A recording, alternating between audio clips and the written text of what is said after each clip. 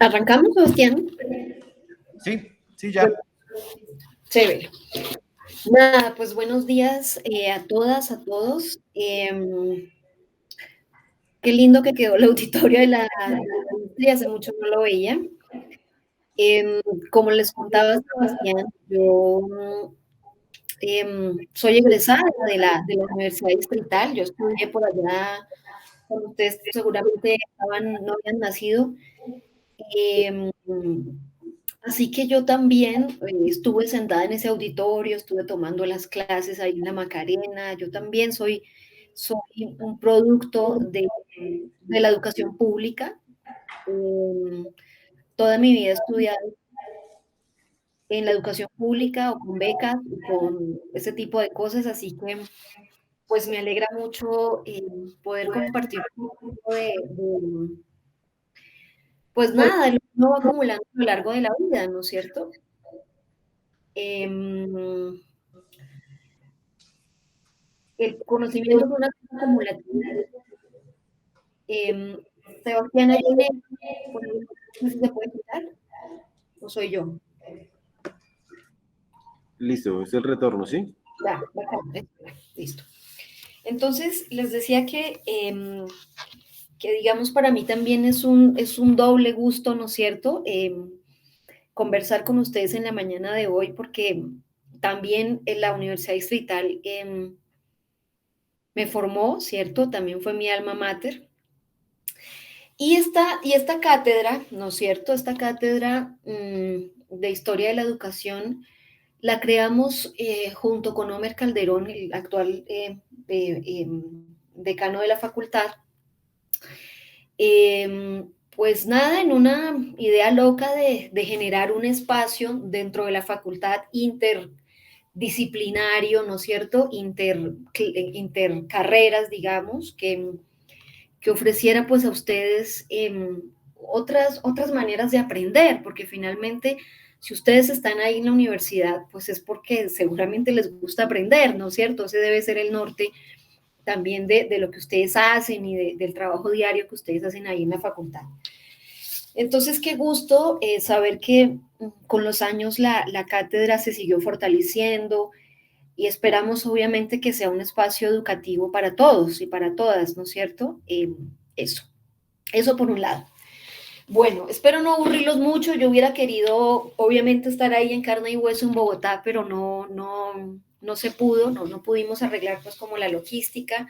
Pero bueno, que si de algo sirva la tecnología, pues ahora se hará para conectarnos. Yo vivo en Ecuador hace muchos años eh, y pues en realidad sí me hubiera encantado pues estar ahora en la Distri, además en un año tan especial como este, la conmemoración de un gran aniversario de nuestra facultad. Así que, bueno, ojalá que la charla de hoy no les aburra mucho, que les ofrezca como elementos, que les ofrezca como ideas y cosas que yo quisiera como compartirles. Así que como dicen en los buses, pues quisiera robarles un ratito de su apreciado tiempo y pues ojalá este viaje que vamos a hacer en este ratito sea interesante y sea útil y ustedes sientan que haber venido aquí a sentarse hoy en el auditorio de la Macarena tenga sentido. Bueno, en la mañana de hoy vamos a tratar de compartir, ¿no es cierto? Vamos a tratar de generar un espacio alrededor de un tema que es muy interesante y es el tema de cómo la élite indígena, ¿cierto? La élite indígena colonial, que básicamente se les llamaban los caciques o cacicas, usaron la educación que ofreció el Imperio Español como una estrategia también de dominio y de gobierno, ¿no? Eso por un lado. Entonces, a eso nos vamos a enfocar por ahí, pero quiero hacer un par de cositas en el intro antes de meterme, digamos, como en el grueso de la conferencia. Por un lado, verán, dos cosas que yo quisiera como que nos quedaran claras de la mañana de hoy son las siguientes. La primera, a veces uno tiene la idea cuando digamos, estudia más historia desde la República, ¿cierto? Desde la construcción de la República de Colombia. Y más aún, viendo uno solo saliendo en las calles en Bogotá, ¿no es cierto? Y viendo tantos hermanos de comunidades indígenas pidiendo plata en un semáforo o sentados en un puente peatonal esperando que alguien les lance una moneda. Pues a veces entonces uno tiene la sensación de que los pueblos indígenas siempre estuvieron en un estado muy marginal. Y no es que quiero decir que durante la colonia la dominación no existió, porque evidentemente existió. La colonia fue un espacio racializado, ¿no es cierto? Ustedes saben que el concepto de raza digamos, la pirámide racial que nosotros todavía seguimos viviendo hoy, esa pirámide racial fue creada durante la colonia, fue creada con el establecimiento del Imperio Español, que usó la raza como un instrumento de diferenciación entre unos y otros. Sin embargo, las comunidades y sus élites tenían una relación muy distinta con el imperio, digamos, a la que conocemos, digamos, hoy con el Estado colombiano, perdón. En ese sentido, hubo muchas élites muy poderosas indígenas, ¿cierto? Que, que se aliaron pues con el gobierno español para administrar la mano de obra, hacer las obras públicas, para trabajar en las haciendas, en las minas, bueno, en todos los proyectos sociales y económicos que el Imperio Español estableció en América. Entonces, esto lo digo para que también nos desdibujemos un poco la idea más republicana y muy marginal de los indígenas, ¿no es cierto? Pero en la colonia, al menos el grupo de la élite, ¿no es cierto? Las familias de la élite indígena mantuvieron un estatus y una relación de poder muy distinta, digamos, a la que tenemos hoy en día, ¿no? Eso por un lado, como que lo dejemos ahí en la cabeza, ¿no? Esto que les estoy diciendo. Ahora, la segunda cosa que me gustaría explorar con ustedes es el tema del impacto del mundo letrado, del mundo del castellano en América. ¿Qué quiere decir eso? A diferencia del colonialismo, ¿no es cierto?, que nosotros conocemos ya de finales del siglo XIX, cuando los europeos se reparten África y los ingleses se quedan con la India, en ese colonialismo, ¿cierto?, es un colonialismo muy distinto a la época colonial del siglo XV, del siglo XVI, que impuso el Imperio Español, porque el Imperio Español le preocupaba fundamentalmente una cosa. Al Imperio Español le preocupaba extender su cultura, es decir, que nosotros o que los americanos aprendiéramos el castellano, que nos hiciéramos católicos, que los pueblos estuvieran organizados en una cuadrícula que llamamos damero, o sea, es decir, sentaron en el orden espacial, en el orden simbólico, en el orden del lenguaje, de la religión, ¿cierto? Un establecimiento de una cosa que se llamaba el Imperio Español. Por eso hoy en día yo me estoy dirigiendo a ustedes en castellano, ¿no es cierto? Es decir, es un efecto de la colonización española, ¿no es cierto?, de la imposición cultural del Imperio Español, que yo ahora me estoy refiriendo a ustedes justamente en esta lengua. Entonces, con los españoles, digamos, llega pues la imposición del castellano, ¿no?, como la lengua del imperio, pero también llega la palabra escrita. Acuérdense ustedes, queridos y queridas, que en América, al menos en la América, digamos, en Sudamérica, ¿cierto? En el mundo andino, en el mundo amazónico que nosotros conocemos,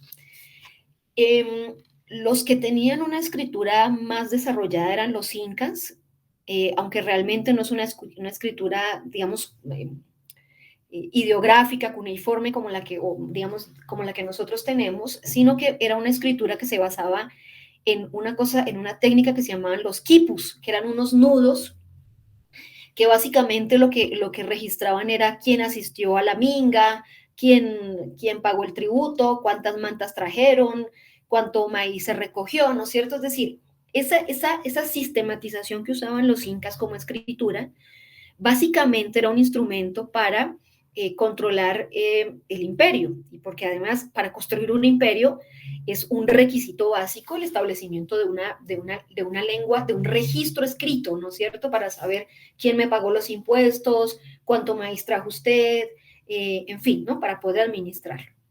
Entonces, con los españoles se impone una cosa muy interesante de la cual nosotros somos herederos y es el mundo letrado, ¿no es cierto?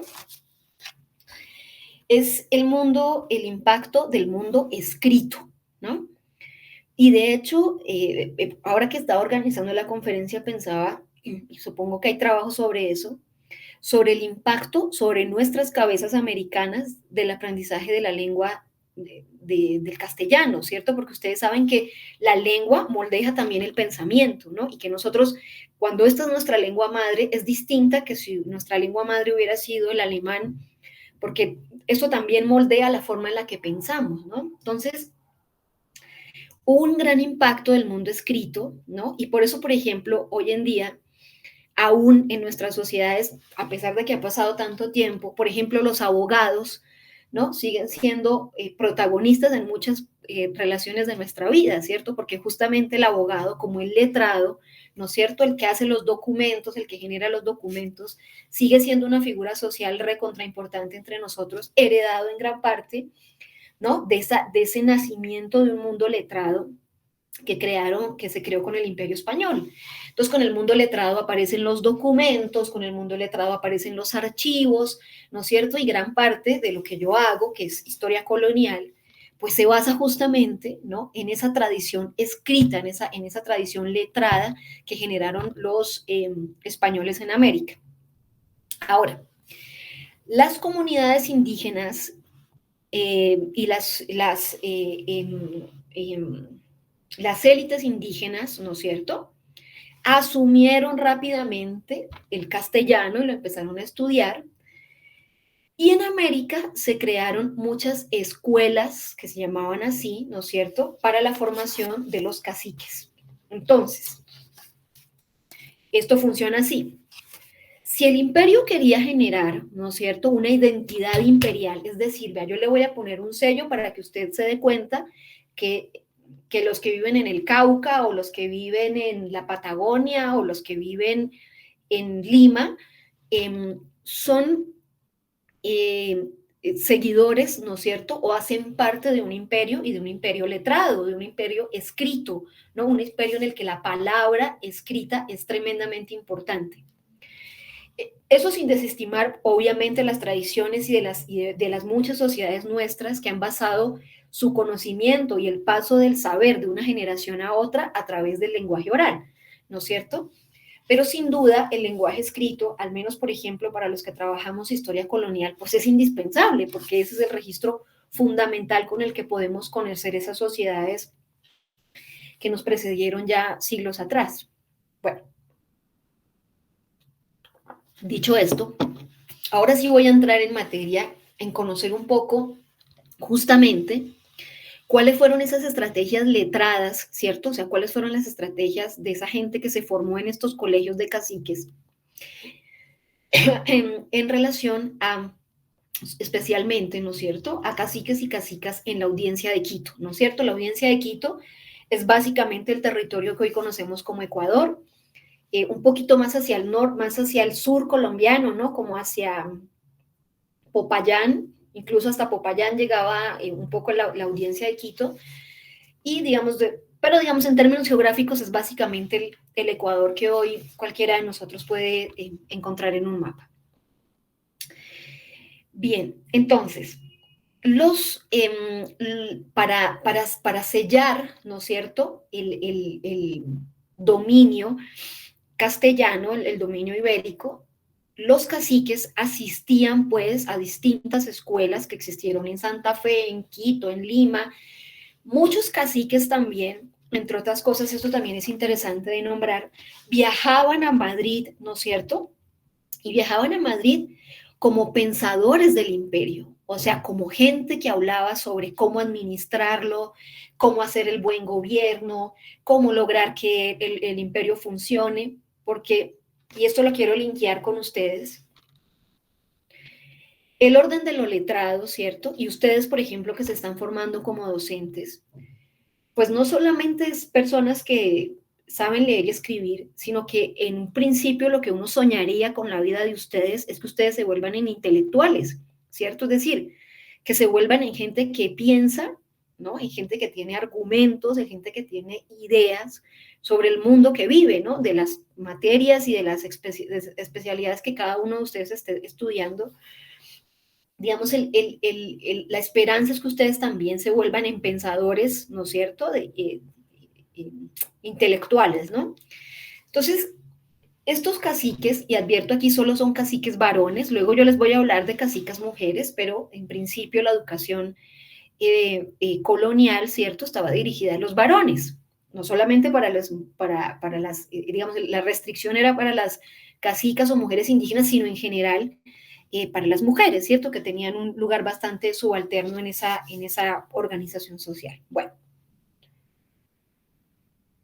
voy a leer un poco y conversar un poco, ¿no es cierto? No hice un PowerPoint, me tuve ahí el debate porque a veces siento que eso dispersa más la atención, así que bueno, les ruego que tratemos de mantener la atención. Bien, entonces dice así, los estudios sobre el uso e importancia de la palabra escrita en la construcción del imperio español en América son diversos. Al comienzo se puso énfasis en los escritos producidos por autores blanco-mestizos, luego se fue ampliando el escenario a actores menos conocidos, pero que también hacían parte de este mundo letrado. Ahora sabemos con certeza que los indígenas, caciques e indios del común se fueron apropiando de las herramientas discursivas y legales ibéricas que se traducían pues en la palabra escrita, ¿no? Para el siglo XVIII, que es al siglo que sobre todo me quiero referir ahora, el número de casos interpuestos por indígenas, de casos judiciales interpuestos por indígenas es exponencial. Cuando ustedes vayan, si alguno está interesado alguna y van al Archivo General de la Nación, por ejemplo, van a encontrar que en los documentos coloniales en el siglo XVIII hay un boom de casos, ¿cierto? Porque la gente en la colonia, al menos en el siglo XVIII, tenía una relación muy cercana con el aparato judicial, incluso gente que no era letrada, ¿no?, pero que conocía el valor de la justicia. Y ya, ahora vamos a hablar un poquito de eso. Bien. Entonces, me quiero referir aquí a dos cositas. En nuestras sociedades, que son sociedades modernas, existe la separación de los poderes públicos, ¿no es cierto?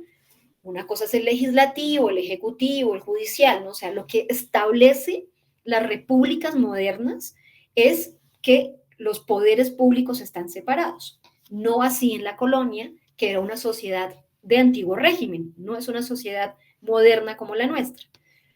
En esa sociedad de antiguo régimen, quien ejercía la justicia ejercía el gobierno, ¿sí? Es decir, que si yo a alguien, un cacique, los caciques también ejercían justicia, ¿cierto? O un encomendero o una persona de la audiencia, ¿no? Por ejemplo, de la audiencia de Santa Fe, tomaba una decisión, no solamente estaba intentando ejercer justicia, digamos, sino que estaba lanzando un discurso sobre el gobierno, ¿no? Entonces, mucha gente acudía a las cortes y mucha gente de todo tipo, mujeres, indígenas, afros, no solamente el mundo legal estaba reservado para el mundo de los letrados, ¿no? Entonces, esto es interesante porque muestra que aunque la gente no supiera leer y escribir en su mayoría, porque obviamente casi todo el mundo era analfabeto, la gente sabía o confiaba, ¿no es cierto?, en la intermediación que el sistema judicial pudiera hacer, ¿no es cierto? ¿Cómo se hacía eso si yo no era letrado? Se hacía a través de escribanos o a través de intérpretes, ¿no es cierto? O sea, había manera de acercarse al mundo letrado, aunque yo no supiera leer y escribir. Exactamente, bien. Eso por un lado. Entonces, durante el siglo XVIII, que es el siglo en el que yo me paro más, que conozco mejor, todo el mundo de la administración de los cacicazgos estaba en crisis. ¿Por qué estaba en crisis? Porque, por ejemplo, los hacendados en Popayán que tenían cultivos de caña de azúcar. Bueno, la caña de azúcar no, porque la caña de azúcar es un mal ejemplo, porque la caña de azúcar es generalmente, o en la Nueva Granada fue fundamentalmente trabajo esclavizado de población afro. Pero digamos que un hacendado, ¿no es cierto? Que antes había tenido que lidiar con la mediación del cacique, intentaba administrar él mismo la mano de obra indígena. Eso por un lado, pero digamos que en general en todo el siglo XVIII el poder de los caciques se va desmoronando, se va deshaciendo, ¿no es cierto? Por presiones del mundo blanco, del mundo mestizo, de la iglesia que también quiere meter su cucharada, de las mismas comunidades que habían sufrido muchas injusticias de parte de los caciques y cacicas, ¿no es cierto? Entonces, en el siglo XVIII hay como un remesón del poder de los caciques y mucho de ese remesón tiene que ver con ese mundo letrado y con ese mundo escrito. Entonces, ¿qué sucede? Los caciques y cacicas empiezan a... bueno, voy a leer un ratito aquí, dice... La crisis, ¿no?, de la función cacical en la audiencia de Quito produjo que hombres y mujeres que se destacaban del resto y que se hallaban en la posibilidad de rivalizar con los caciques tradicionales intentaban tomar el lugar. Es decir, ¿cómo era el tema de los caciques? Para hacer un paréntesis, el tema de los caciques es que la corona reconoce que yo soy la cacica de un pueblo del Cauca, ¿ya? Me dan una cédula real y establecen que mi familia, la familia Guamán, es una familia de caciques. Así que el siguiente cacique será el primogénito varón, porque funcionaba igualito que en la realeza. Sin embargo, en ausencia de varón podían gobernar mujeres, ¿no? Esto también es interesante decir porque habían muchas mujeres cacicas que hemos estado cada vez rastreando y conociendo mejor. Eso por un lado, pero si yo no estoy, o sea, si yo no era el primogénito varón, ¿cierto? Y yo era el hermano o el primo o el sobrino del cacique principal, en algún punto yo quería también ser cacique. Entonces, en el siglo XVIII también digamos, núcleos subalternos o núcleos más abajo del cacique empezaron también a disputar la figura del cacique dentro de mismos indígenas. También mestizos, por ejemplo, ¿no? Gente que ya no era de sangre pura indígena, mestizos, empiezan a tratar de quedarse pues con la dirección de los cacicazgos. Entonces, hay mucha lucha que se nota pues en los documentos, hay mucha contienda que se nota en los juicios y que tiene que ver pues con esta relación letrada que los caciques y cacicas tenían en ese momento.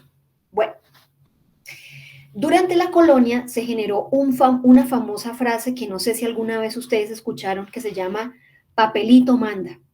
¿Qué significa eso? Significa que lo que manda es el papel, ¿cierto? Las letras, lo escrito, ¿no? Papelito manda significa que mi casa no me la pueden quitar si yo tengo unas escrituras de mi casa. Papelito manda significa que yo puedo deshacerme incluso de un marido abusivo, ¿cierto? Si es que un juez lo determinó. Entonces, las familias de caciques que conocían las reglas de la sociedad prehispánica, ¿no?, la sociedad indígena prehispánica, y al mismo tiempo hablaban el lenguaje jurídico y político de las autoridades coloniales, habían sido intermediarios entre los dos mundos. Claro, eso era un cacique o una cacica, un intermediario entre el mundo indígena y el mundo blanco mestizo, ¿sí o no? Ese era el papel que ellos cumplían, hacer una mediación ahí. Entonces, pero con una población indígena influenciada por tradiciones culturales mestizas, sobre todo en Nueva Granada, y sumado a la explotación que habían sufrido por parte de los nobles indígenas, el papel de los viejos caciques parecía perder su legitimidad étnica e histórica. En este orden, la idea de papelito manda se hizo más evidente y apegarse a la legislación española era un camino para sacar del juego político a los pretendientes ilegítimos de los cacicazgos. cacicas y caciques eran partícipes de un espacio letrado en el que los actos públicos y privados podían ser reafirmados exhibiendo papeles que amparaban su poder, ¿cierto? Es decir, el papel, el poder de la palabra escrita cada vez se hace más importante. La cesión o el traslado de un cacicazgo se resguardaba y aseguraba a perpetuidad, porque esto era como ser rey, ¿no es cierto? O sea, era un derecho que yo adquiría familiar que no me lo podían quitar. Podían entonces, caciques y caciques eran partícipes de un espacio letrado en el que los actos públicos y privados podían ser reafirmados, exhibiendo papeles que amparaban su poder. Y el cacicazgo era considerado un bien y un honor familiar, y los títulos escritos ayudaban a fundar la idea de una dirección perpetua del cacicazgo, ¿cierto? Los guamán nos iremos a quedar acá siempre administrando este resguardo o esta comunidad de indios por siempre. Las familias de caciques tradicionales mostraban los instrumentos auténticos, instrumentos llamaban en la colonia a los papeles, ¿no es cierto? A los papeles que fueron hechos por un juez en una corte de justicia. Entonces, mostraban los papeles e instrumentos y no copias, porque era posible enmendar o alterar los documentos cuando el escribano hacía el duplicado de un documento. Esto también es interesante porque a veces uno cree que la trampa, ¿no es cierto?, es una cosa muy contemporánea, ¿no? Que nosotros somos los que plagiamos o hacemos trampa o alteramos documentos. No, no. En los documentos coloniales también se hacían alteraciones y se hacían triquiñuelas y juegos políticos, porque claro, por ejemplo, si yo quería ser la cacica de un pueblo en Antioquia y yo quería probar que realmente yo tenía el poder y tenía el derecho de ejercer el cacicazgo, podía, por ejemplo, hacer ilegal mi partida de bautizo, ¿no? Porque, por ejemplo, si yo era una hija ilegítima del cacique, no podía ser cacica si era una hija ilegítima, entonces podía hacer un certificado falso de un bautizo, o podía modificar, tachaban a veces, ¿no? En los documentos y ponían nombres encima, en fin, se usaban muchas estrategias, ¿no? O a veces los documentos en la colonia se cosían, ¿no es cierto? Los cosían para, como no, digamos, como la grapa que nos usamos hoy en día. Entonces, cuando se cosían los documentos era una prueba de que el documento no estaba alterado. Pero a veces se descosían y se les ponían páginas adicionales, por ejemplo, para poner algún tipo de información adicional, ¿no? Entonces, los caciques se cuidaban mucho en mostrar documentos auténticos, ¿cierto? Y tratar de mostrar que sus documentos no estaban alterados ni eran copias, porque obviamente se hacían copias de documentos, ¿cierto? Todo escrito a mano, por supuesto, ¿no? Esto es una cosa era muy complejo. Cuando se hacían copias, también cuando yo pedía una copia, por ejemplo, de una escritura o de algún acto público, pasaba muchas veces que los escribanos también metían mano, ¿no es cierto? Y modificaban cosas dentro de los documentos. Bueno, entonces, por ejemplo, don Francisco Ati, que era un cacique en un sitio que se llamaba El Cañar, había presentado, comillas, un testamento simple, y está patente la malicia de dicho mestizo, está peleándose con un mestizo, que ha puesto entre renglones cacique sobre tal palabra. Se dice principal de 6 parcialidades, o sea, cacique principal de 6 parcialidades, siendo otra parcialidad de este asiento, otra parcialidad de este nombre. Y agregaba que la alteración de los documentos se notaba, comillas, por las puntadas de las costuras que se están mirando haberle descosido, ¿no es cierto? Entonces, el origen aristocrático de las familias era atestiguado por los ancianos de la comunidad a través de títulos de probanza. De nuevo, un título escrito, ¿no es cierto? ¿Cómo yo pruebo que yo soy la cacica de un pueblo en Antioquia? Pues lo pruebo con un documento escrito que recogía, ¿no es cierto?, testimonios de los más antiguos y decía, ella la hemos visto por hija del cacique fulano y recibió educación y bla, bla, bla. Bueno. Igualmente, los caciques y cacicas mostraban los servicios prestados al rey, claro, porque ellos eran súbditos del rey, y al orden imperial. Se reiteraban haber cumplido las obligaciones de un buen vasallo, con el fin de que los jueces reconocieran las tareas hechas por la nobleza indígena, porque claro que a la nobleza le gustaba y le interesaba congraciarse con el poder castellano, con el poder de la corona, ¿no es cierto? Por ejemplo, el cacique de Quizapincha, un pueblito, Antonio Gavilanes, en Ambato, en septiembre de 1787, recordaba en un largo expediente cómo ayudó a la corona, comillas, en el puerto de Guayaquil cuando los enemigos holandeses, está hablando de los piratas holandeses del siglo XVIII, cuando los enemigos holandeses vinieron a infestar el dicho pueblo y estas costas. Este cacique auxilió el avío de la dicha gente con caballos, bastimentos y todo lo necesario a su costa y expensas como vasallo y cacique, ¿no? Ahí está negociando algo, está diciendo, cuando vinieron los piratas holandeses, yo mandé caballos, hombre y comida, así que me considerarán, ¿no es cierto?, el juez, mi labor como buen cacique.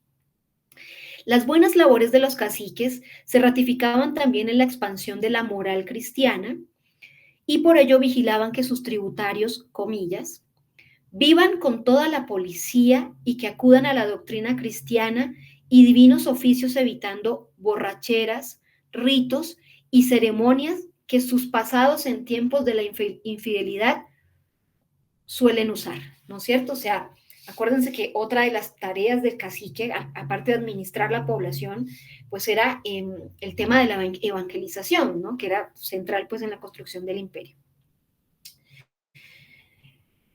El lugar de las familias de caciques también se atestiguaba porque, comillas, todos se han ocupado en oficios honrosos de gobernadores, de alcaldes mayores en el dicho asiento de Ambato, y han acudido a las demás cosas que ha ofrecido de servicio de vuestra real persona y el real socorro del reino, ¿no?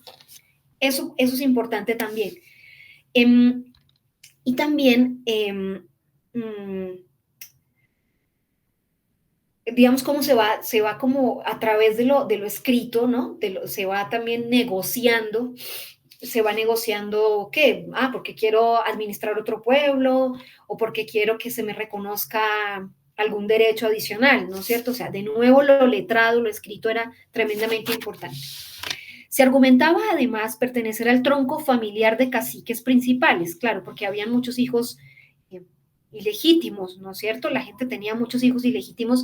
En la Nueva Granada, por ejemplo, se calcula que más o menos la mitad de toda la población de la Nueva Granada en la colonia eran hijos ilegítimos o como llamaban en la colonia bastardos, ¿no? Y eso también a uno le habla porque a veces uno piensa que el poder de la iglesia fue infinito, pero si el poder de la iglesia en la regulación de la vida de las personas hubiera sido tal, pues no explicaríamos cómo la mitad de la población de nuestros antepasados nacieron de relaciones extramatrimoniales, ¿no es cierto? Bueno, entonces, en 1719, el cacique Leonardo Atti reclama el dominio del cacicazgo de San Sebastián en la provincia de Sichos y dice, siendo una posesión tan antigua, desde tiempo inmemorial, tan clara, seguidos de padres, hijos, abuelos, bisabuelos, tatarabuelos y chusabuelos, que no se puede dudar que de ninguna manera me puede tocar el dicho cacicazgo.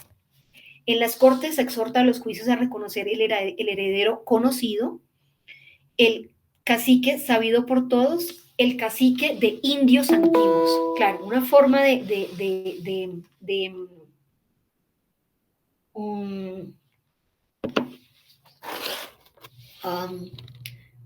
probar que yo era un cacique o una cacica verdadera, tenía que probar que yo he sido y he gobernado no solo yo, sino toda mi familia desde antes, ¿no es cierto? Entonces, los linajes de caciques, a sabiendas del valor de los documentos, nombraban custodios de los títulos, es decir, había gente que protegía, ¿no? que cuidaba pues los títulos de que no se fueran a romper, que no se fueran a quemar, que nadie se los fuera a robar, ¿no? Entonces, nombraban un custodio de esos títulos y se declaraba en los testamentos la tenencia de los papeles que sustentaban el derecho a gobernar. Cuando uno revisa los testamentos, ¿no? Que es otra prueba muy chévere de ver cómo funcionaba el pasado a través de los testamentos, uno lo que nota es que también en los testamentos dicen, ¿no? Tengo 3 ollas, tengo una mulita parda, tengo 2 vacas y los papeles, ¿no? Los papeles, los documentos se testaban también en las listas de gente que hacía sus testamentos.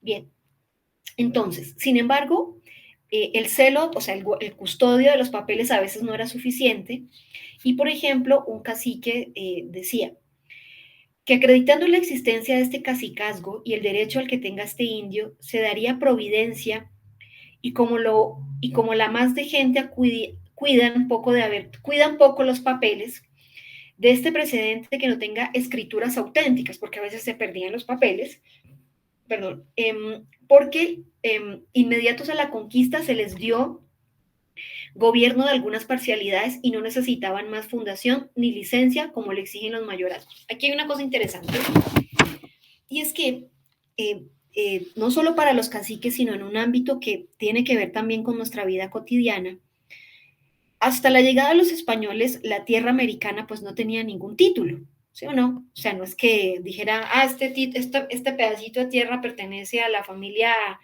tal, no. Fue con la llegada de los españoles que se introdujo todo este concepto de los títulos, ¿no es cierto?, de nuevo escritos, de los títulos de propiedad y todavía hay muchas comunidades indígenas nuestras que tienen pleitos y juicios que se apoyan en documentos coloniales para tratar de probar a quién pertenece una tierra, porque es que antes de los españoles no existieron ningunos títulos y las propiedades eran comunales, o sea, se sabía que si todos, no sé, éramos de la parcialidad de Mongua en Boyacá, todos los que vivíamos en Mongua éramos propietarios de la tierra. Fue con los españoles que se estableció todo este tema de los títulos, ¿no?, de las escrituras, y por eso también el tema de los documentos se vuelve también tan central, ¿no es cierto? Porque prueba la pertenencia y la propiedad de un bien. Bien, ahora veamos una cacica, el caso de una cacica. Doña Nicolasa Aguilar, cacica del pueblo de Alangasí, también notificaba que se le perdieron los instrumentos y papeles que le otorgaban el cacicazgo. En los autos de doña María Josefa, sobre la posesión del cacicazgo y posesión de algunas parcialidades de Otavalo, se quejaba ella también que sus títulos y documentos de la real provisión de su cacicazgo los quemaron los indios en la temeraria sublevación que se experimentó en el año de 1777. O sea, se está refiriendo al ciclo de insurrección y de rebeliones indígenas que se dieron en toda la América Andina, ¿no es cierto?, a finales del siglo XVIII, recordarán gente ustedes como Tupac Amaru, ¿no es cierto?, como te recordarán en el caso de la audiencia, en el caso de Colombia, en la audiencia el nuevo reino de Granada, todas las insurrecciones de los comuneros, estamos hablando de este mismo periodo, ¿no? Entonces, en esa rebelión, dice ella, le quemaron sus instrumentos, ¿no? Sus instrumentos para probar que ella es una cacica. Asimismo, las pruebas escritas se adjuntaban en el momento más adecuado de los juicios, con el objetivo de invalidar las acciones del contrario. Con estas acciones en los tribunales, los peticionarios buscaban convencer a los oidores de fallar a su favor y ser nombrados el heredero sabido por todos, ¿no? Entonces, claro, los juicios, o sea, otra habilidad del mundo letrado, ¿no es cierto?, otra habilidad de ser una persona letrada, es que usted podía saber en qué momento poner un documento o no, poner una prueba adicional. Ah, no, yo traje esta probanza, ahora voy a introducir el registro de matrimonio o el registro de nacimiento de alguna persona, ¿no? O sea, también en eso había que hacer un cálculo, ¿no? Porque pues la intención era ganar los juicios, obviamente. Bien, entonces, y para ilustrar las aspiraciones de los intrusos, o sea, de caciques que no habían sido caciques, los caciques se servían de testigos que los distinguiesen, ¿no? O sea, si yo, ¿cómo pruebo también que yo era una cacica? Con testigos, ¿no? Traigo a gente del pueblo que testifique a mi nombre, decir, ah, sí, ella pertenece a un linaje de caciques. Bien. A su vez, los recursos narrativos desarrollados por la nobleza indígena buscaban crear puentes entre el relato del tiempo prehispánico y el colonial para justificar su privilegio. Esto es interesante, verán.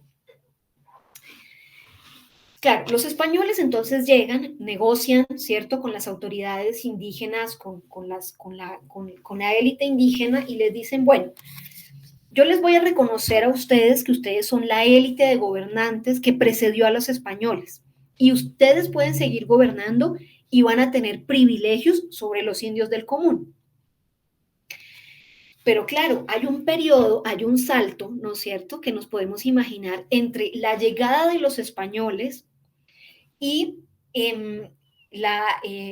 digamos, cómo se reconocen y se nombran a las autoridades indígenas, pero falsamente, o digamos, o no falsamente, digamos, o sí, bueno, digamos, son ficciones que también se van creando en lo narrativo para mostrar en los documentos cómo se era, por ejemplo, cristiano antes de la llegada de los españoles a América, ¿no? En fin, o sea, lo narrativo, de nuevo lo escrito es tremendamente importante porque genera esas narraciones, ¿no?, que justifican la autoridad y el gobierno de alguna comunidad, ¿no? Entonces, eso también es tremendamente importante. Entonces, en este orden, las versiones parciales o adaptadas del pasado eran una estrategia para construir ficciones que unían hechos desconectados a través de la creación de memorias híbridas de apellidos, lugares y hechos con los que se ordenaba una crónica ajustada al devenir del sistema social y judicial del siglo XVIII. Aquí, por ejemplo, les quiero contar algo. Las comunidades prehispánicas no tenían apellidos, ¿cierto? No son como nosotros, los Rodríguez, los Pérez, los Suárez, no tenían apellidos. O sea, tenían nombres, por supuesto, no sé si se llamaba Quilla o se llamaba, bueno, algún nombre indígena, pero generalmente, entonces yo decía, yo me llamo Quilla del pueblo de Mongua, ¿cierto? O sea, el apellido era como el pueblo, ¿no? Y eso no era importante porque digamos, mi origen, ¿cierto? El linaje que me precedió, si es el caso de los varones, se justificaba en su padre y en el caso de las mujeres se justificaba en las mujeres que la antecedieron. Pero con los españoles pues se transforma eso, ¿cierto? Y finalmente nosotros todos los que estamos aquí sentaditos somos Rodríguez, Suárez, Pérez, González, Sánchez, bueno, el apellido que cada uno tenga, ¿no? Otra muestra pues del impacto y de la marca española que llevamos en nosotros. Entonces en los documentos a veces también había que inventar apellidos. Ustedes saben que, por ejemplo, muchos apellidos nuestros que tienen que ver con animales son apellidos indígenas, ¿no? Gavilán, conejo, esos apellidos son apellidos completamente indígenas que fueron adaptados, ¿no es cierto?, como apellidos. También, por ejemplo, conocemos de muchas estrategias para parecer menos indígena y que no me cobraran tributo, ¿cierto? O sea, hacerme más mestizo. Entonces también, por ejemplo, se usaron adaptaciones. Por ejemplo, mi segundo apellido es Tobasura, que es un apellido indígena. Mi familia es de una comunidad que se llama Chivatá en Boyacá.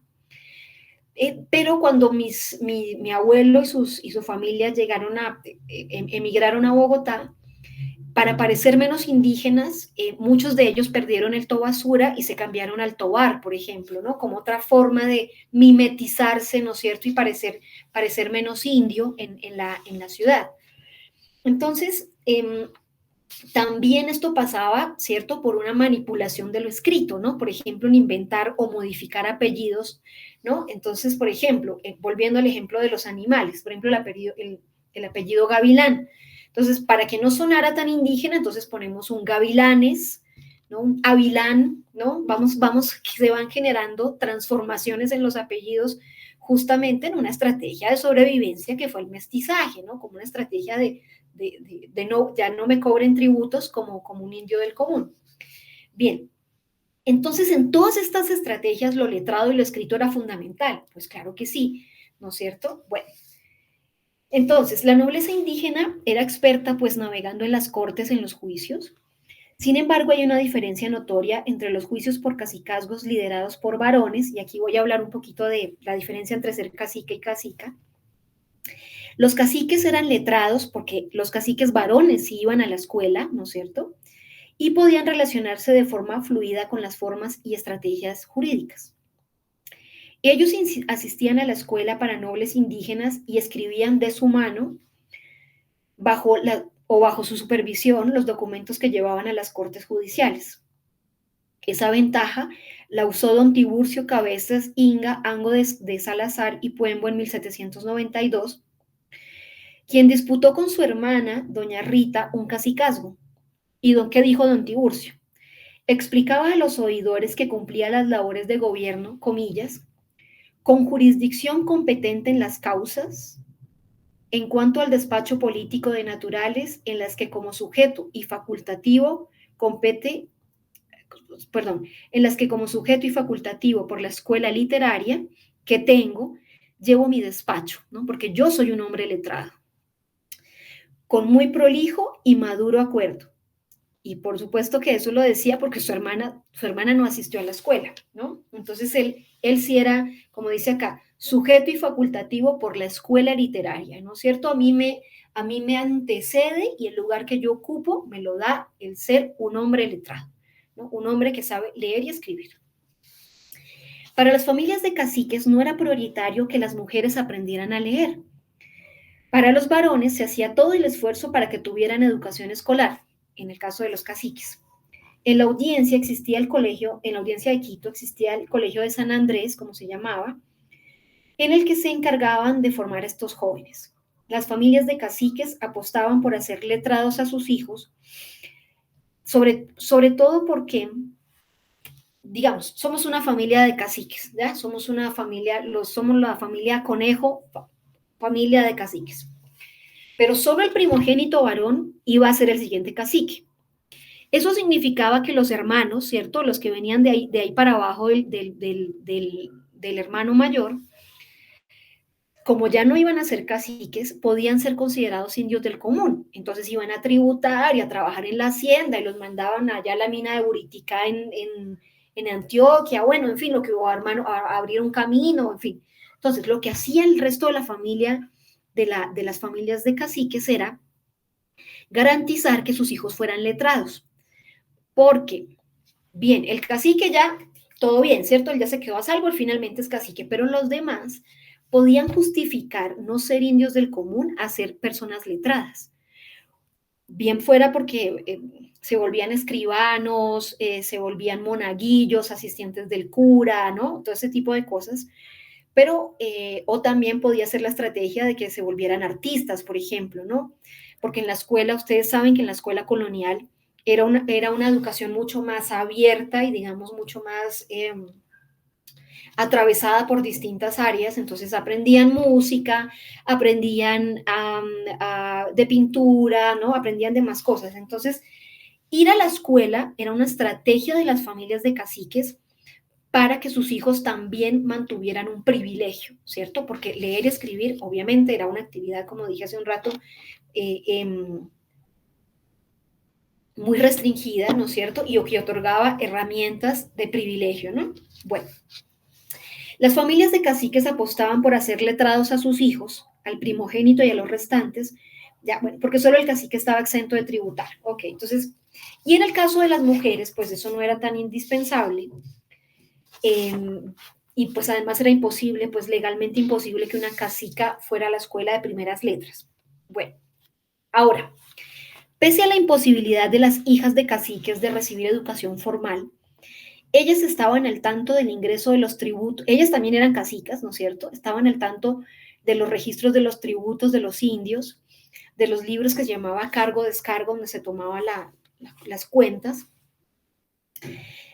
Las cacicas conocían los padroncillos y ante cualquier descalabro de la recaudación, ellas debían cubrir con sus propios recursos, tanto así que podían ir a la cárcel por los atrasos tributarios, ¿no? En general, muchos caciques fueron a la cárcel porque si no pagaban los impuestos, la corona los enviaba a la cárcel. Aunque para el cobro de los impuestos las cacicas podían acudir a cobradores y mandones, era su responsabilidad registrar las obligaciones de los tributarios y sus familias. Así también, la relación de las cacicas con los tribunales de justicia pasaba por el registro escrito, y eso hace suponer que tenían nociones de lectura y escritura, y al menos en algunos casos que yo he revisado, encuentro ya firmas, por ejemplo, ¿no? porque en esta época casi que ser letrado era saber firmar, ¿no? Eso ya era como una cosa muy importante. Un testigo en el caso interpuesto por doña Rita Cabeza Sango, cacica de Cayambe, dijo que los padres de la cacica le dieron cumplida enseñanza hasta la lengua latina, ¿no es cierto?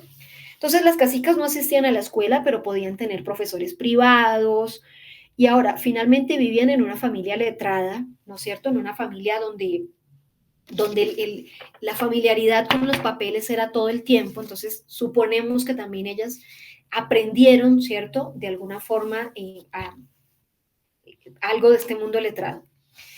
Las disputas por los cacicazgos entre varones son más elaboradas. Ellos citan leyes, adornan el texto con latinazgos, ¿no? Ponían frases así en latín, ¿no? Para parecer más cultos y más chéveres. Y observaciones sobre el funcionamiento del sistema judicial. Por ejemplo, dar a cada uno lo que merece. Incluso opinaban sobre las enfermedades políticas de la época que padecía el Imperio Español y sus posibles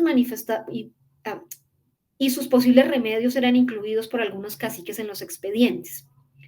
Como sujetos letrados, los caciques manifestaban sus reflexiones sobre la necesidad de restaurar el buen gobierno, es decir, retornar al tiempo cuando caciques y corona operaban sobre acuerdos que no se quebraban con tanta facilidad como durante la segunda mitad del siglo XVIII. Perdón. Entonces, esto es interesante porque a veces uno tiene la idea de que los indígenas eran como ausentes, silenciosos, ¿no? Como gente que no existió casi, pero al menos para los caciques, como yo les decía hace un rato, muchos viajaban con documentos, con papeles preparados, libros enteros. Tenemos, por ejemplo, el caso de la famosa relación que escribe Guamampoma en la audiencia de los reyes, en la audiencia de Lima, en el virreinato de Lima, pero muchos caciques viajaban a Lima, a Madrid, llevando oficios, documentos, buscando que el rey les pusiera la firma, el sello, ¿no? O sea, toda esta cuestión muestra que nuestros caciques eran más cosmopolitas de lo que solemos pensar y estaban relacionados con el mundo letrado, leían cosas que venían desde Europa, ¿no es cierto? O sea, eran mucho más o estaban muy cerca, ¿no es cierto?, a este mundo intelectual también muy interesante que se producía en la península ibérica y en el resto de Europa. En cambio, en los expedientes de las cacicas, al no tener ellas tanta pericia en el mundo letrado, era frecuente que el escribano errara la ortografía del apellido de sus nombres. Los caciques varones, en cambio, escribían sin falla e incluían adornadas firmas en sus documentos. Las cacicas, al depender de los escribanos, debían enfrentar las interpretaciones y omisiones de los amanuenses, como se llamaban los escribanos, pues ellos cobraban por cada folio escrito, ¿no? También escribir era buen negocio, saber escribir era buen negocio, porque como todo el mundo no lo sabía hacer, a los escribanos les pagaban por folio, ¿no? Por cada cara de hoja que llenaban, se les pagaba, ¿no? Las cacicas, al depender de los escribanos, por eso las cacicas debían sacrificar la pompa, ¿no? Como esta cosa barroca que no, oh señor, el rey de las Canarias, bueno, y eso nombraban hasta el último lugar donde el rey tuviera poder. Por eso las cacicas debían sacrificar la pompa barroca y ser más concretas en las peticiones. Sus memoriales eran abreviados, concisos y casi no incluían los tradicionales versos de alabanza al rey o a los miembros de la audiencia que encabezaban este tipo de documentos. Una expresión de la condición de la subordinación de las mujeres en el escenario colonial era desautorizar las voces de las cacicas. En los juicios, los actos de ellas parecían ser dirigidos por terceros que las habían seducido, pues se desestimaba su capacidad para crear quejas tan sofisticadas, ¿no? O sea, esto no lo creó una mujer, alguien se lo dictó, ¿no? Este juicio, ¿no? Este sumario se lo dictó un tercero, ¿no? Y obviamente pues tenía que ser un varón que sí podía, que pensaba. En una querella se afirmaba que, comillas, la cacica por su natural rusticidad ha sido manipulada por alguien. Un cura, en el caso aquí es un juicio, entonces, lo que se pide es que se examine a la India bajo juramento y se declare ¿quién le informó el memorial? Claro, porque obviamente el mundo letrado es un mundo del pensamiento, ¿cierto? Por eso ustedes saben que escribir es tan difícil, ¿no? Y cuando uno se sienta al frente de la compu es difícil escribir porque es un acto de pensamiento muy abstracto. Y, digamos, se desestimaba que una cacica pudiera escribir un memorial, pues porque las mujeres no era propio de su sexo, como se decía en esa época, pensar. Las cacicas contrarrestaban estos argumentos de diversas maneras. Una de ellas era jugar en los juicios con el recurso de la debilidad. Doña Mencia Jaigua, en 1717, cacica del pueblo de Penipe, en un pleito por tierras, pide a los juicios clemencia, mirando que soy una mujer, que soy una pobre mujer, sin mucha inteligencia en los papeles. Doña Lucía Ati, cacica del pueblo de San Miguel, justificaba sus actuaciones a causa de que era una mujer sola e ignorante de su derecho. Basadas en un supuesto desconocimiento del mundo letrado y de las reglas de la justicia, las cacicas solicitaban que no se les equiparara con su contraparte y en esa medida sus acciones no deberían ser miradas con tanta severidad. Las cacicas podían usar a su favor la condición mujeril, como se decía, ¿no? La condición de las mujeres, y pedir a los juicios se considerara la deficiencia natural que existía entre las personas al momento de juzgarlas. Es decir, las mujeres en general, ¿no es cierto? Y los indios del común, ¿cierto? Los indígenas del común, muchas veces lo que hacían para intentar ganar los juicios es decir, bueno, ok, yo me tratan como un menor de edad, ¿no es cierto? Porque esa era la condición legal de las comunidades indígenas, ¿no? Y mucho más de las mujeres que estaban bajo la patria potestad, de sus maridos o de sus padres. Entonces, una forma del subordinado, ¿cierto? De negociar con el que tiene más poder, es decir, no es que no me puedes juzgar con la misma severidad, no me puedes medir con la misma regla porque yo soy una mujer, porque yo soy débil, porque yo no entiendo de papeles, ¿no? Bueno, aunque esto muchas veces era simplemente un recurso, ¿no? O sea, no es que la gente no supiera lo que estaba haciendo, es un recurso jurídico que usaron muchas comunidades para intentar ganar en los juicios bajo la idea de que no me pueden juzgar con la misma severidad porque yo soy menos, ¿no es cierto? Bueno. Por otra parte, el valor de lo escrito en las disputas por cacicazgo se ratificaba en la conocida intervención de los escribanos, ¿no? Sobre el gobierno de los indios tomalas del asiento de Ambato que ostentaba don Bonifacio Pilamunga en 1739, fue impugnado su cacicazgo por otro señor y don Bonifacio decía que el tema es que el que lo estaba imputando era amigo del escribano y que ese vínculo no solo era de amistad, sino de sangre, ¿no es cierto? Y por eso el escribano metía la mano en los documentos y le daba a favor a su contrincante. Porque según denunciaba el cacique, el padre Bonifacio él era el escribano, bueno, cacicas y cacicas se enfrentaban a un sistema judicial cada vez un sistema que los protegía menos. Sin embargo, las cacicas se muestran menos altisonantes de sus colegas, claro, ellas iban con menos voz fuerte, ¿no? En las luchas de poder que se advierten en los documentos, los caciques entablaban discusiones con el corregidor de una forma más directa que las cacicas. Es claro que aunque se trataba de un desafío entre autoridades, caciques, corregidores, compartían el lugar de ser varones, ¿no es cierto? Entonces intentaban de muchas formas sacar a las mujeres cacicas de su lugar. Las prácticas de escritura y agencia social en la audiencia que se observan en estos documentos hacen pensar en el mundo letrado blanco mestizo, aunque ahora sabemos con más claridad que este universo escrito fue movilizado también por indígenas en sus múltiples intervenciones en las cortes. La relación entre justicia y gobierno salta a la vista en los documentos. Los folios están llenos de guiños y discursos formulados por indios del común y sus caciques, en los que se exhorta a la corona a ajustar el concepto, composición y alcance del gobierno de la República de Indios. Durante el siglo XVIII se extiende la comprensión del entramado legal imperial por parte de los indígenas del común. Es sabido del auge de los procesos durante este periodo. Asimismo, Los papeles exhibidos por los jueces eran parte central de los rituales jurídicos. Por ejemplo, en la compra de un predio, esto es interesante, en el nombramiento de un cargo.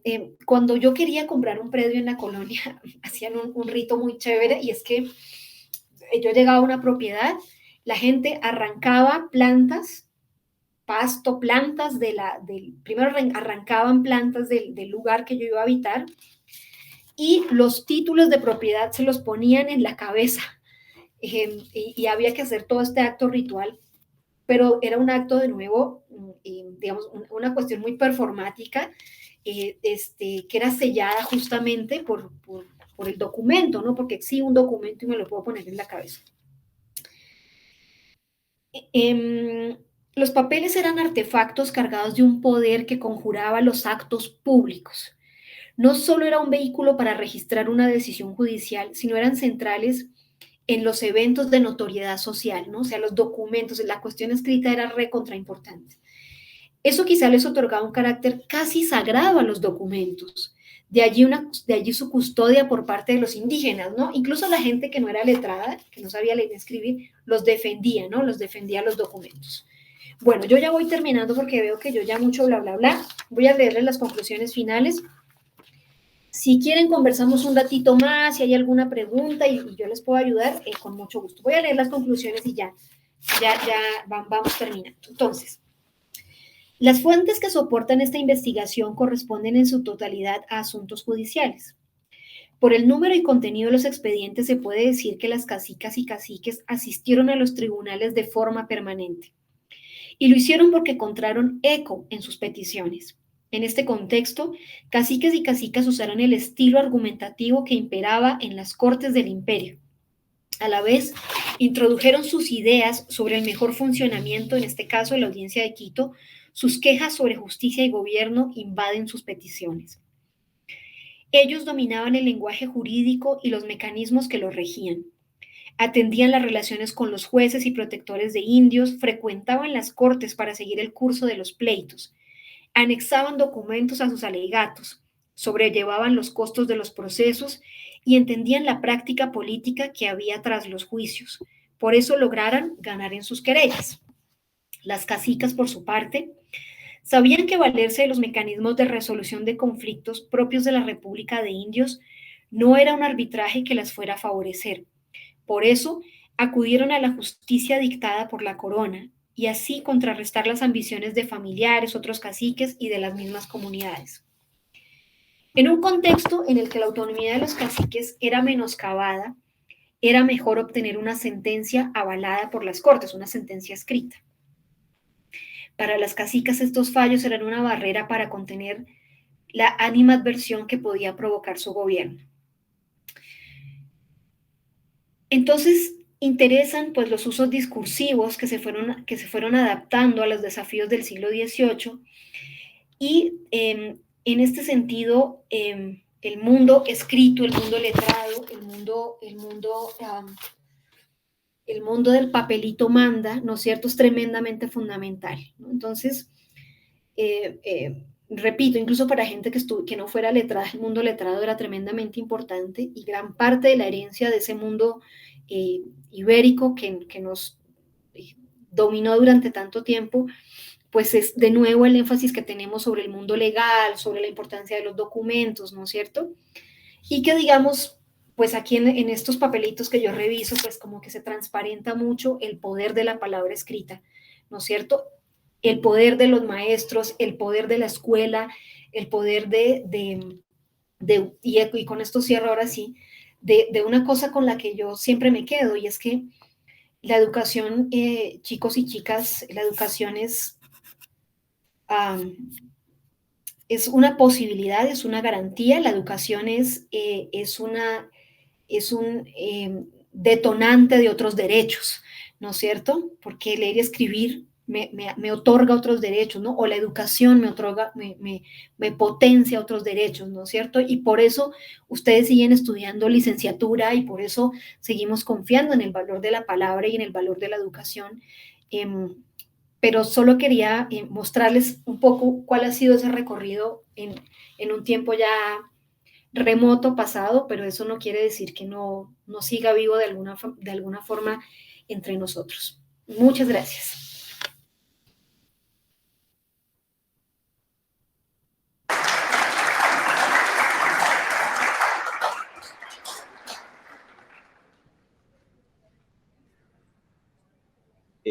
Bueno, compañeros y compañeras, como menciona Paula, ¿alguno tiene alguna inquietud, alguna duda, algo para complementar?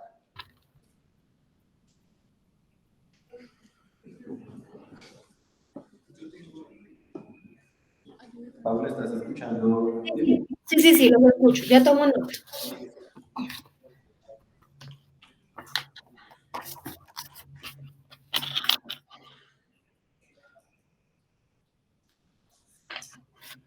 Gracias, Paula, buenos días.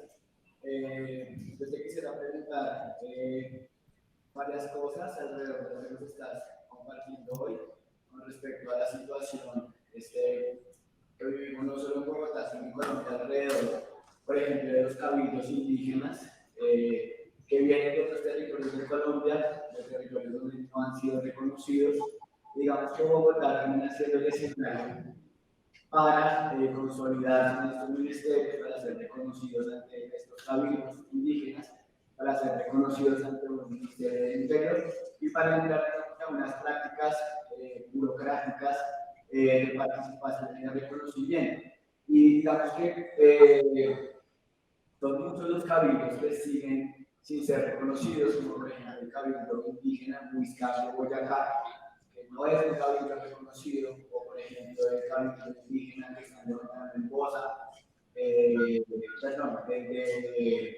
Kennedy, que tampoco aún es como un cabildo reconocido, como por ejemplo el Muisca en Suba o el Muisca en Bosa, que son los comités legalmente reconocidos. Sabemos de la lucha de los compañeros de Muisca en Usme, que también están queriendo abrirse esos espacios. Sabemos que aquí tenemos pues está la CRI, está la UNIC, está la Asociación Indígena de Antioquia, está la del Amazonas, bueno, están todos acá, pues como queriendo luchar, queriendo exigir un poco, pues esto es la capital. Pero, ¿qué problemáticas ves tú también en el hecho de que, por hablar del pueblo muisca, que es un pueblo que perdió la realidad, perdió la tierra, perdió sus usos, su economía, su cosmovisión, un pueblo que está 100% en reconstrucción? ¿Qué problemáticas hay alrededor de crear una autonomía en el territorio, pero que se mete a unos ámbitos politizados, donde no hay como un interés real por la identidad de una comunidad indígena? Por ejemplo, vemos el problema con los Embera, Chamí y los Embera Cartió, en plena pandemia, tuvieron que irse a vivir al frente del parque tercer nivel porque ni siquiera fueron capaces de abrirnos ese parque. Estuvimos trabajando allá por más de 6 meses con ellos. Luego la alcaldía de López los reunió en Ciudad Bolívar en unas condiciones paupérrimas. Ellos se volvieron a tomar, esta vez fue el Parque Nacional, donde estuvieron por más de 3 o 4 meses y hicieron también cosas muy complejas. Luego les hacen unos acuerdos que se incumplen, los llevan al Parque de la Florida, saliendo por la 80 a Bogotá, pueden cumplir los acuerdos. Un paso que pasó, creo que vimos la semana pasada, que fue los Embera queriendo tomar el discurso a Bianca, un poco para ser escuchados, y la noticia es que les abusaron de la policía nacional, pero no se habla de esos derechos como territorio indígena, no se habla de que ellos han sido desplazados por un Estado narco-paramilitar, no se habla de los desacuerdos, ¿sí?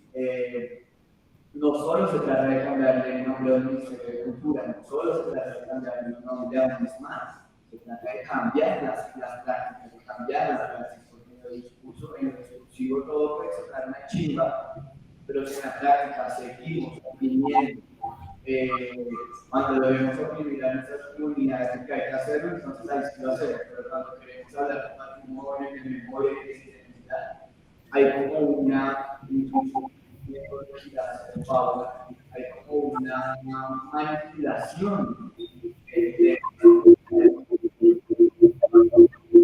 internacionales, comunidades y el matrimonio que nosotros traemos, hablamos de diversidad, hablamos de inclusión, pero cuando necesitamos preparar sobre el motivo de forma material el abuso que ha tenido este Estado contra esas comunidades, entonces ahí sí son guerrilleros, ahí sí son vándalos y demás. Gracias. Si quieres, que otra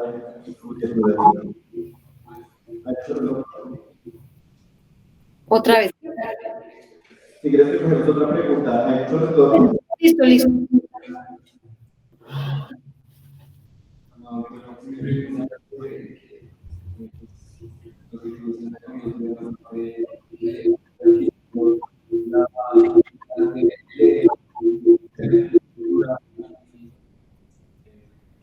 amigo de la palabra también. ¿Estás escuchando? Un poco, algo de amigo a la palabra, te escuché, lo único que te escuchaba. Bueno, que lo que tú decías al comienzo de haber adquirido las habilidades de lectoescritura, eso me ha servido mucho y más aquí poniendo en práctica mi habilidad de pensante, ¿sí? Y eso ya aquí pensé. Entonces, cuando tú me decías al comienzo sobre estos intelectuales, yo he estado pensando con respecto a América, al topos de América.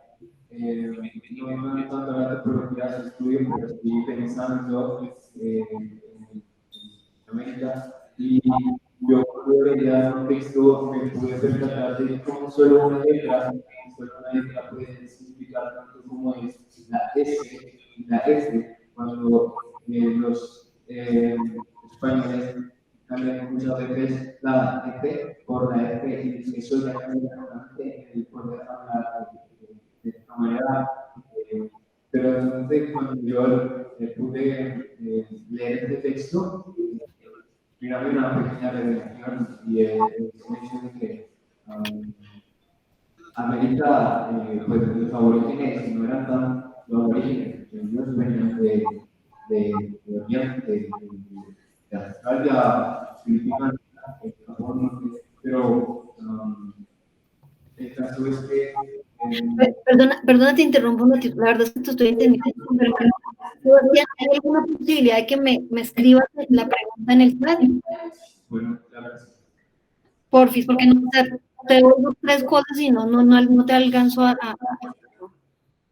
entender, a cachar. Bueno, mientras yo voy a lo primero, si les parece. Alrededor del tema de la primera pregunta de los caballos.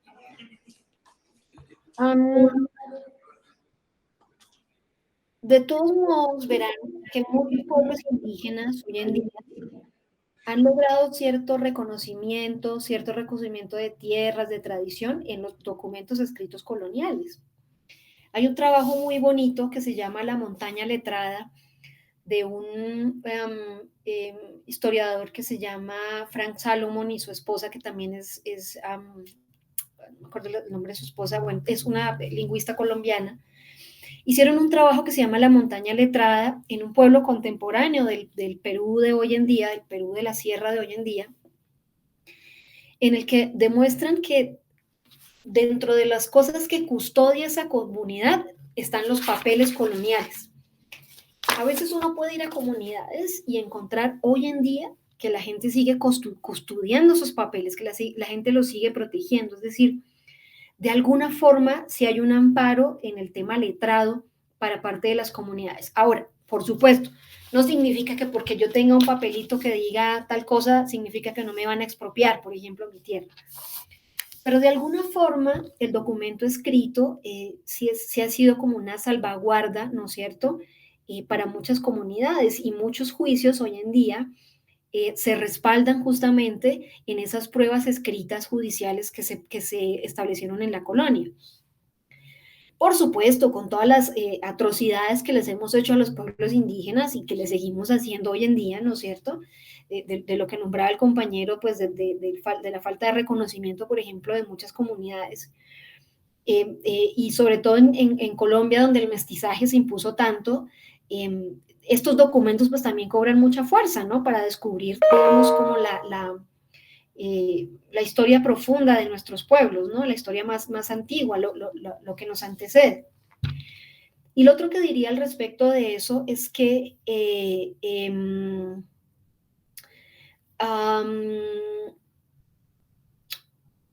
desde lo que yo trabajo, ¿no es cierto? Desde lo que a mí me gusta, que es los archivos y el tema del mundo colonial, a mí lo que también me interesa es mostrar la dignidad de ese pueblo indígena, ¿no? Es decir, que no son relaciones, porque a veces en la historia colonial tradicional uno tiene la idea pues que los pobres indígenas les pusieron acá la piel, la bota encima y dijeron gracias. No, pues siempre han habido muchas formas de resistencia a través de lo legal, resistencia a través de lo escrito, o a través del oral, o a través de hacerme mestizo, o parecer que mi apellido no fuera muy indígena, o en fin, ¿no es cierto? Es decir, a mí también me interesa mostrar, digamos, las estrategias y las formas de dignificar y de proteger a sus pueblos que hicieron caciques, en este caso, que son los que yo les estaba mostrando, pero también muchos indios del común, ¿cierto? Muchos indígenas del común, mucha gente afro, mucha gente del común, muchas mujeres, muchos subordinados, digamos que hoy diríamos que han usado inteligentemente estrategias, ¿no es cierto? En este caso, las estrategias letradas del imperio, también ellos le dieron la vuelta para usarlas como estrategias para defender un derecho, para librarse de un marido violento, para defenderse del abuso de poder de algún cura, en fin, ¿no? Entonces, eso es lo que a mí también me interesa ver, ¿no? Cómo también los documentos transparentan esas luchas cotidianas que seguramente también todos seguimos dando y siguen dando nuestros pueblos indígenas, en este caso, pues en el ejemplito que yo les estoy poniendo, que es el uso de lo letrado, ¿cierto? Como una posibilidad de defensa también, ¿no? Así que yo pienso que también ese es como el camino, ¿no? Los nuevos estudios coloniales también se basan mucho en eso, ¿no? En también darle la vuelta a esa mirada muy lastimera y muy, ay, que son pobrecitos, vinieron los españoles, hicieron pedazos. No, la gente siempre responde, o sea, no sé, si soy tu mesera y tú no sé, eres un grosero, yo te escupo la comida, o sea, formas de rebelarse siempre hay, ¿no? Porque si no, entonces también parecería que nuestros pueblos afro, que nuestros pueblos indígenas asumieron el lugar de subordinación bien gracias nomás, o sea, nunca dijeron nada, no, siempre hay y todavía se mantiene pues vivo ese ánimo de defensa de la tierra, de los derechos, ¿no es cierto? Y pues en este caso, digamos, a través de un instrumento que, repito, fue introducido por los españoles, el del castellano, pero que luego fue usado de manera muy inteligente por muchísimas personas, y eso pues se nota en los juicios, ¿no? A ver, un ratito aquí. Upa, esta pregunta. ¿Cuánto tiempo lleva el hombre o el ser humano en este continente? Bueno, es muy antigua, pues la presencia americana, cada vez hay más, pues de lo que yo sé, porque esto no es mi tema, aquí hablando de lo que yo no sé. Lo que sí podría decirte que es interesante es que cada vez tenemos más evidencias de europeos o asiáticos que vinieron a América mucho antes de los españoles. Por ejemplo, una cosa que les va a sorprender es que conocemos de muchos holandeses que venían a la Amazonía, toda la región amazónica, y ellos, por ejemplo, fueron los que introdujeron todo el tema del uso de las chaquiras, de los mullos. Ellos traían estos mullos y los intercambiaban por productos selváticos, mucho antes de la llegada de los españoles, ¿no? Y digamos, sabemos de muchos americanos también antes de los españoles que por la vía del Pacífico se fueron a otro lado. Bueno, eso también abre muchos espectros de la continua comunicación que ha existido en América con el resto del mundo. Lo que pasa es que, pues ya, digamos, el descubrimiento, o la conquista, la invasión, como le querramos llamar, digamos, es lo más evidente, pero cada vez encontramos y sabemos más de rastros de presencias fuera de América, en América, antes de 1492, ¿no?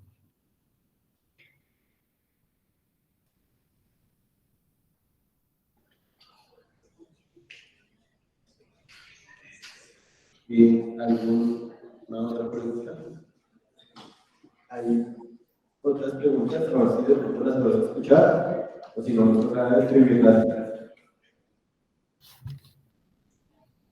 Buenos días. Bueno, a mí me pareció muy interesante lo que nos contaba sobre la diferencia como de poder que existía entre los caciques y las cacitas. Yo estoy en licenciatura en ciencias sociales y bueno, me parece interesante preguntarte específicamente desde las cacitas, si existía, que existieron casos de algunas mujeres cacitas que se dieron como esta disputa como de poder con los hombres, que me parece interesante porque también permite como que el patriarcado no es algo que llega con la colonización, sino que está mucho antes. Y en lo personal, cuando pues, he tenido la oportunidad de estudiar incluso sobre la época precolonial y colonial, se habla específicamente pues, de caciques, ¿no? De hombres, no de mujeres. Me parece pues, valioso como saber eso también para, pues, a la hora de estudiarlo, también no centrarse únicamente en los hombres. Chévere. Sí, ustedes saben que la invisibilización de las mujeres también tiene que ver con los investigadores, ¿no es cierto? Con las preguntas que hacemos y con la manera como entramos a los documentos, o a los archivos, a las pruebas, a las fuentes, ¿no? Y mucha gente, y muchas veces la presencia de mujeres en la historia solamente es como por mujeres extraordinarias, ¿no? Manuelita Sáenz, que era la mano derecha de Simón Bolívar, ¿no? Porque detrás de un gran hombre hay siempre una gran mujer, ¿no? O sea, pareciera como que siempre le damos énfasis como a mujeres extraordinarias, ¿no? A Policarpa de la Barrieta, o bueno, no sé. Entonces, cada vez los trabajos muestran la presencia en estamentos de poder de mujeres, en este caso de cacicas, pero no solamente cacicas que tuvieran el título de cacicas, sino que cuando uno era cacique, es como ser rey, ¿cierto? El rey de España siempre sale con su esposa, ¿no? Es decir, era como un cargo compartido también, ¿no? Entonces, en eso también hay, por ejemplo, tenemos que hacer una exploración de la influencia de las mujeres, ¿no es cierto?, en los gobiernos de los pueblos de indios. Y de nuevo la pregunta es, o sea, las evidencias están ahí, lo que pasa es que lo que tenemos es que llegar con nuevas preguntas, ¿cierto? Y por eso la historia nunca se acaba, porque siempre ustedes, por ejemplo, como una nueva generación de licenciados, tienen nuevas preguntas, ¿no? Nuevas preguntas porque ustedes tienen otros ojos, ¿no? Y con esas nuevas preguntas y esos nuevos otros ojos yo llego porque las fuentes son las mismas, pero las preguntas varían, ¿no? Y claro, muestra, digamos, como todo el impacto del patriarcado, por supuesto, y el lugar que ocupábamos las mujeres en la colonia. Pero de nuevo la invitación es pues a más investigaciones, ¿no? A ir ahí y más de dejar de especular y de repetir discursos ya trasnochados y cosas y lugares comunes. Lo que nos hace falta es investigación y trabajo con las fuentes, ¿no es cierto? Para tratar de mostrar, digamos, complejidades y acercamientos a sociedades antiguas que no conocíamos y que muchas veces las conocemos desde el puro prejuicio, ¿no? Y el prejuicio mucho de los investigadores varones que lideraron pues muchos de los libros de historia que nosotros leemos ahora, ¿no? Pero ese es nuestro papel, ¿no? La llegada de mujeres y la llegada de otras entradas y otras miradas, lo que hace justamente es ampliar el espectro de las respuestas sobre el pasado, ¿no? Tenemos otras preguntas. Agradezco por el silencio, no había terminado la cátedra. Bueno, mi pregunta es, si algún pueblo ancestral hizo algún intento no apropiar esta cuestión de entrada imperial como justificación del poder, o digamos si algún pueblo intentó desarrollar un sistema interno, digamos, como tú mencionaste, los pueblos pues, utilizaban un sistema de asistencia interno, pero aparte de eso, al ver que estaban imponiendo un poder imperial, no sé si utilizaron algún otro sistema para no justificar ese poder desde la parte legal. Bueno, no sé si te entendí muy bien, pero sí, claro, o sea,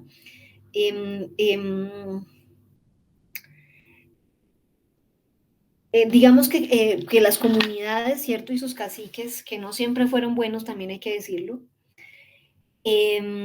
usaron pues muchos mecanismos. Por ejemplo, te voy a dar un ejemplo. Por ejemplo, en la colonia existía un fenómeno muy importante que se llamaban los forasteros, es decir, indígenas de una comunidad, de una comunidad, no sé, en Zarzal, que se movían a una comunidad en un pueblo hacia Manizales, por ejemplo. Estas también son formas de liberarse, ¿cierto? Porque son formas de ser, digamos, una persona libre, ¿no? El mismo mestizaje, no sé, las luchas culinarias, por ejemplo, que se mantienen en los platos, en fin, o sea, hay muchas formas de mostrar, y pues si es que hubiera sido tan arrasada la cultura de los indígenas durante la colonia, pues ya no tendríamos ningún vestigio de ellos vivo, ¿no? Y todavía tenemos comunidades, incluso en Colombia, donde el mestizaje fue tan alto y las comunidades fueron tan, o fue tan agresivo el impacto sobre las comunidades indígenas, seguimos teniendo muchas formas de resistencia en muchos sentidos, ¿no?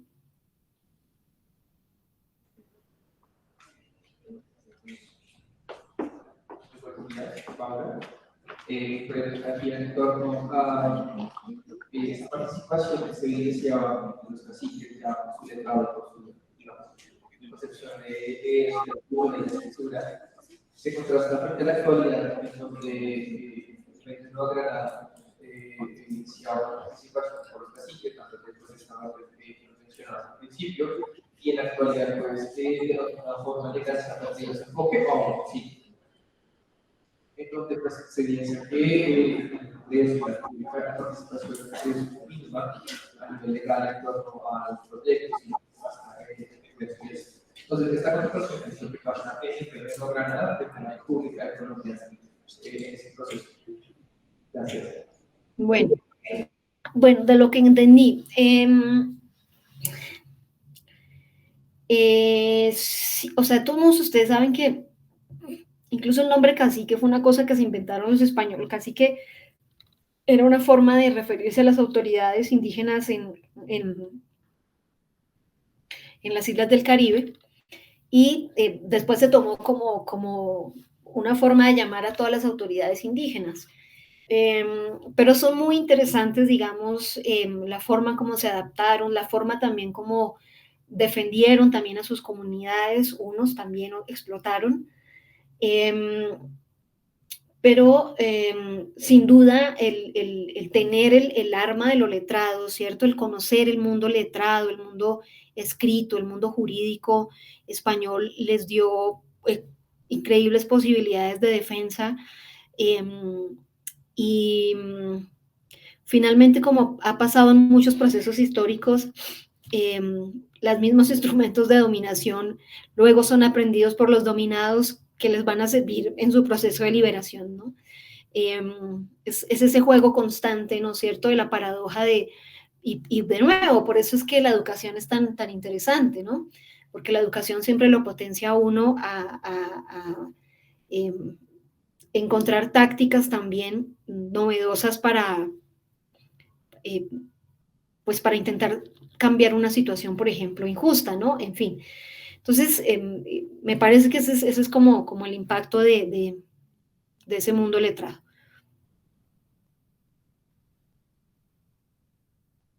¿Listo? Bueno, ahora sí se nos acabó el tiempo. Agradecerte, Paula, por el diálogo, por las herramientas y por todo lo que nos puedes brindar. Y pues muchas gracias. Pues, No, gracias a ustedes, qué lindo verlo. Buen día, muchas gracias. hasta luego.